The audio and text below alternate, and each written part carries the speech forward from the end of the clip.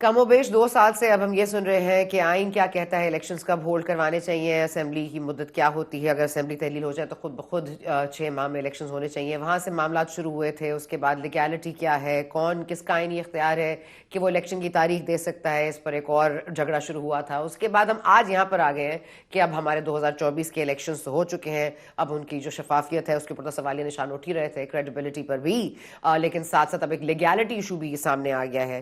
کل اسمبلی کا سیشن ہوگا صبح 10 بجے، جس کو کال کیا ہے راجہ پرویز اشرف صاحب نے، جو کہ آئین میں کہیں نہیں کہتا کہ یہ وہ کال کرنے کا حق رکھتے ہیں. یہ ضرور کہا گیا ہے کہ 21ویں دن جو سیشن ہے وہ ضرور ہولڈ ہونا چاہیے.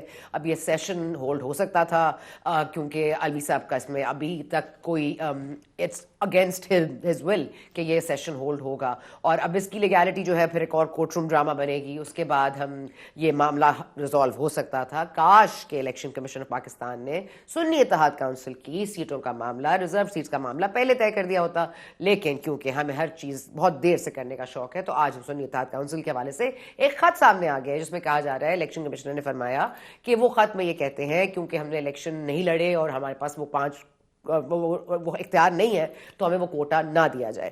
تو اب جو ان کے پی ٹی آئی کے انڈیپینڈنٹس ہیں جو سنی اتحاد کونسل کے ساتھ اب ہو گئے ہیں یا جڑ گئے ہیں، تو ان کا کیا قصور ہے؟ اور اگر یہ معاملہ واقعی پہلے ریزالو ہو جاتا تو اب جو ہے حامد صاحب فرما رہے ہیں جو سنی اتحاد کونسل کے رہبر ہیں، انہوں نے فرمایا ہے کہ جی ہم نے تو ایک جنرل خط لکھا تھا جو جنرل الیکشنز کے حوالے سے نیشنل اسمبلی کی سیٹوں کے 5% کوٹا کے حوالے سے تھا کہ وہ ہم ڈیزرو نہیں کرتے، وہ ہمیں نہیں چاہیے، اور اس خط میں کوئی ایسی بات نہیں ہے. اس خط سے لا تعلقی کا اظہار کیا علی ظفر صاحب نے جو کہ پی ٹی آئی کے دلائل دے رہے تھے، اور یہ فیصلہ جو ہے وہ الیکشن کمیشن نے محفوظ کر لیا ہے.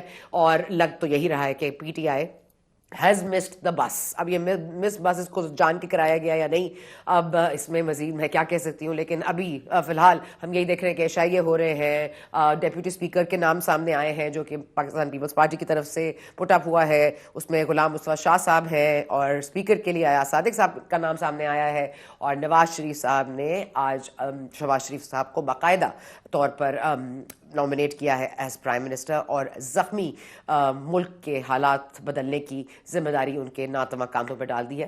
سنیے نواز شریف صاحب کیا فرما رہے ہیں.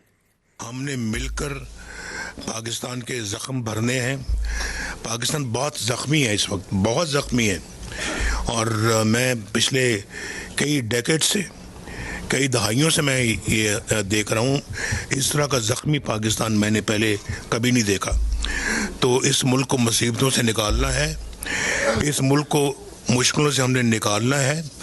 اور میں یہ سمجھتا ہوں کہ یہ 1.5-2 سال ڈیفیکلٹ ہوں گے، جس میں ڈیفیکلٹ فیصلے بھی کرنے پڑیں گے آپ کو، لیکن انشاءاللہ آپ اس کے بعد یقیناً اللہ کے فضل و کرم سے جی اللہ کے فضل و کرم سے سب کچھ ٹھیک ہو جائے گا، لیکن ایسا ہو نہیں رہا. اور لگ رہا ہے کہ آئی ایم ایف کو جو خط لکھ دیا گیا ہے، آئی ایم ایف کے ایم ڈی کو خط گیا ہے جو کرسٹلینا جارجیوا ان کو خط جا چکا ہے. وہ جو ایم ڈی ہیں آئی ایم ایف کی، ان کو گیا ہے خط ظاہر بانی پی ٹی آئی کے توسط سے، اور رؤف حسن صاحب نے اس کو پین کیا ہے. اور اس میں یہی کہا گیا ہے کہ 30% نشستوں پر دوبارہ الیکشنز یا کم از کم اس کی جو ووٹنگ کا کاؤنٹ ہے یا اس کا آڈٹ جو ہے وہ ضرور کروانا چاہیے before they give a new loan. اور اب آپ کو یاد کرا دیں کہ پاکستان اس وقت بہت ڈیپینڈ کر رہا ہے کہ فوری طور پر اس نے حکومت بنا کر ایکسٹینڈڈ فنڈ فیسلٹی کو اویل کرتے ہوئے $6 بلین کا مزید قرضہ لینا ہے آئی ایم ایف سے. آج چین نے بھی کچھ رول اوور ہمیں دیا ہے، لیکن وہ کتنا اس میں ہماری معاملات کو سہل کرے گا یہ دیکھنا باقی ہے.